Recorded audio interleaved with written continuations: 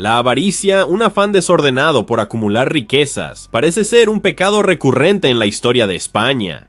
Se manifiesta en diversas formas, desde la codicia por bienes materiales como pisos, coches y relojes, hasta la ambición por títulos, honores y poder. La historia española está plagada de casos de corrupción y escándalos donde la avaricia jugó un papel central. La codicia no distingue clases sociales, afectando tanto a pobres como a ricos. El deseo de tener más parece ser una constante, donde el que tiene poco quiere más y el que tiene mucho quiere aún más, sin llegar a un punto de satisfacción. Esta insaciabilidad es una característica central de la avaricia. En el siglo XIX, un ejemplo de esta avaricia desmedida fue el caso de José de Salamanca, quien hizo una fortuna en la bolsa, llegando a ganar 3 millones de reales en una sola sesión. A pesar de su generosidad inicial al perdonar deudas, sus inversiones arriesgadas lo llevaron a la ruina. La reina Isabel II le concedió los títulos de Marqués de Salamanca y Conde de los Llanos. Su filosofía era que había dos caminos para enriquecerse: ahorrando centavos o gastando onzas. La corrupción no es un fenómeno nuevo en España. Desde la alternancia de la Restauración, los partidos políticos han colocado a sus afiliados en puestos de sinecura. Esta práctica de enchufismo parece haber lastrado a la República, según Félix de Azúa, quien se basó en los diarios de Azaña. En ellos se ve cómo Azaña, incluso como ministro de guerra, dedicaba gran parte de su tiempo a atender solicitudes de favores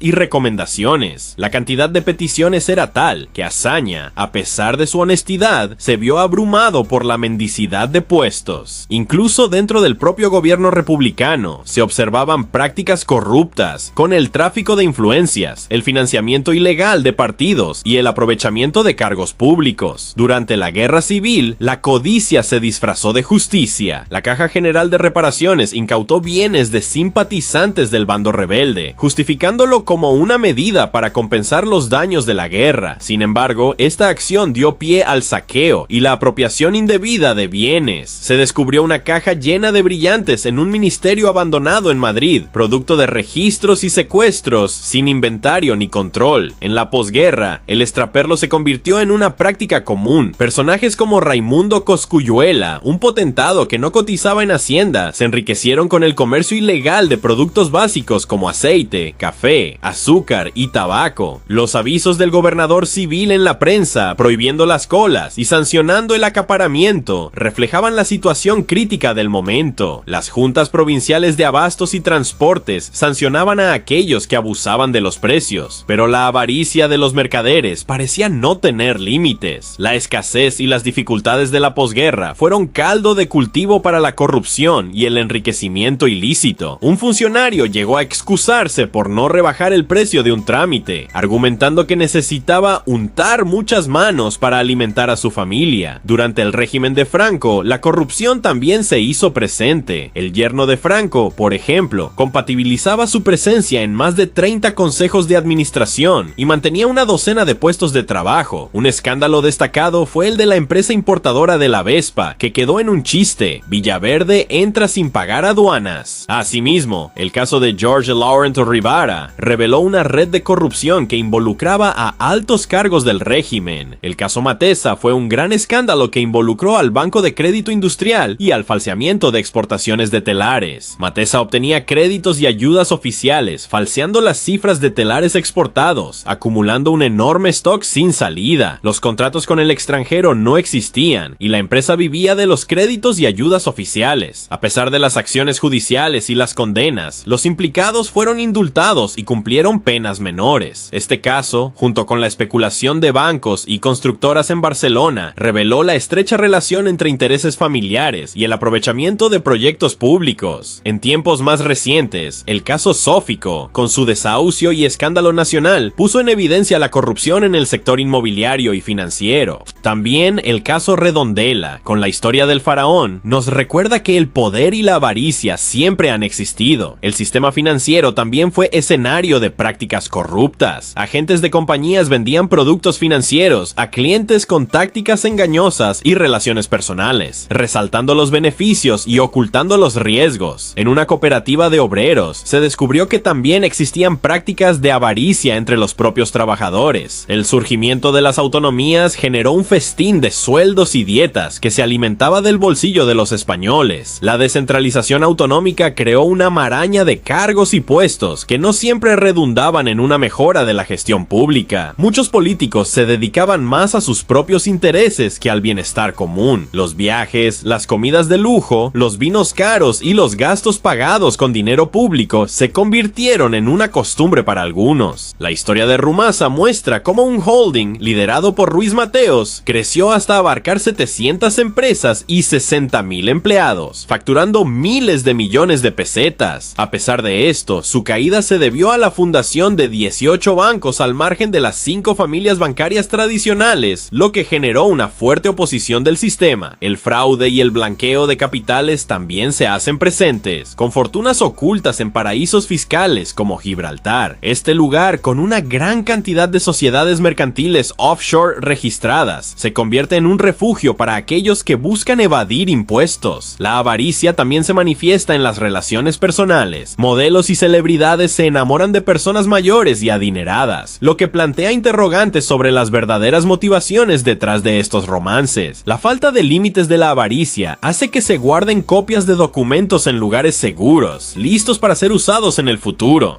La Iglesia Católica no está exenta de esta problemática. A pesar de su discurso moral, los obispos incurren repetidamente en el pecado de avaricia, registrando a nombre de la Iglesia bienes públicos como ermitas, santuarios y edificios religiosos. La apropiación de la mezquita de Córdoba es un ejemplo destacado. Esta actitud contrasta con la crítica que hacen los obispos a la codicia financiera y la avaricia personal en otros sectores. Además, la Iglesia recibe grandes subvenciones del Estado, a pesar de la situación económica del país y los recortes en otros sectores. La sociedad española también se ha visto envuelta en un consumismo desmedido, con fiestas pantagruélicas y una búsqueda constante de bienestar material. Los líderes de la clase obrera, en algunos casos, han alcanzado niveles de vida similares a los de sus explotadores. La construcción de obras monumentales también se ha convertido en una vía para la corrupción y el enriquecimiento ilícito. Las autonomías gastan grandes sumas en centros de interpretación, museos y otras obras que a menudo no tienen la utilidad esperada. Los partidos políticos también se benefician de estas obras, a través de comisiones ilegales y mordidas. España ocupa un lugar destacado en el índice de percepción de la corrupción. Los escándalos estallan gracias a periodistas que filtran la información de gargantas profundas dentro de los propios partidos.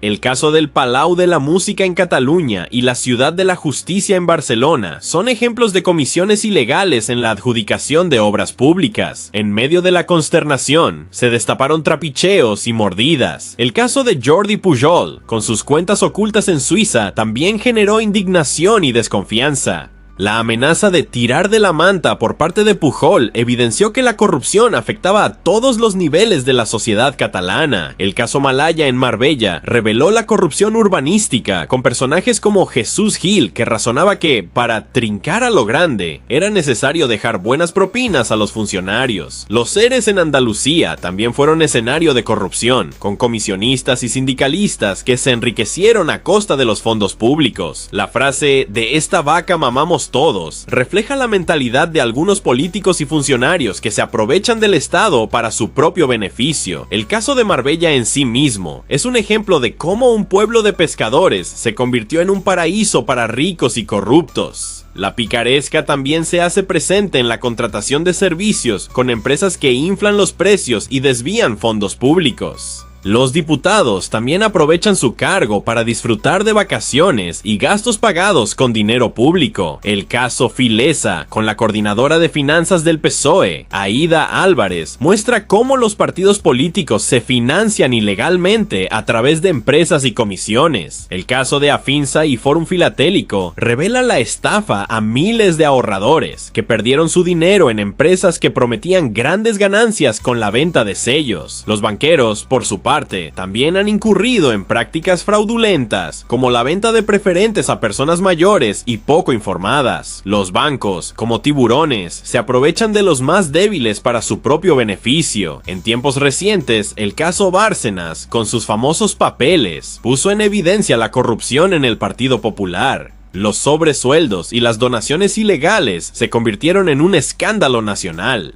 Los obispos, por su parte, siguen buscando dinero y poder, y extorsionando al poder político para obtener beneficios. La asignación que el Estado destina a la Iglesia es millonaria, y se divide en distintos conceptos para que sea más asumible para la ciudadanía. La Iglesia también recibe grandes sumas por su labor social, subvenciones a centros concertados, y salarios de profesores de adoctrinamiento. El caso de los negocios del rey Juan Carlos y sus relaciones con países como Arabia Saudita también han generado controversia. La familia real no se libra de acusaciones de corrupción y enriquecimiento ilícito. El caso Urdangarín con el Instituto Noos muestra cómo se pueden desviar fondos públicos a través de empresas sin ánimo de lucro. La picaresca española también se ve en cómo se exageran las nóminas de los empleados para evitar las confiscaciones de Hacienda.